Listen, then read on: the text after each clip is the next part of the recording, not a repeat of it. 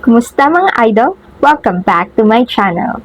Sa video na to ay tuturuan ko kayo paano gumawa ng account sa Mediafire para makapag-send ng link ng video, photo at kung anong pang file na pwedeng i-share sa kung anong app.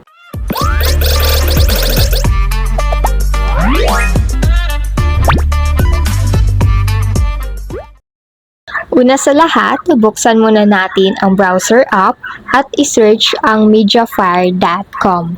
Maghintay lamang at ito ang makikita natin.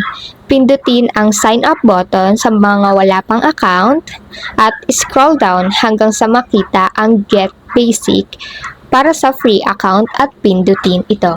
At pagkatapos ay i-fill in lamang ang first name, last name, email address, and create a password.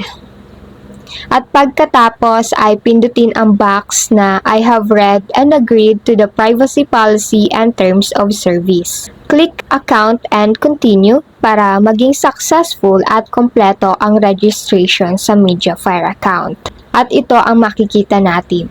Pindutin sa taas ang arrow up para makapag-upload ng file at piliin kung anong file ang i-upload para ma-share ang link nito.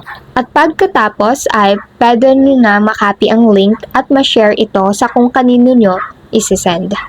Ganyan lang kadali gumawa ng account sa Mediafire para makapag-send ng link ng video, photo at kung anong file na pwedeng i-share sa kung anong app.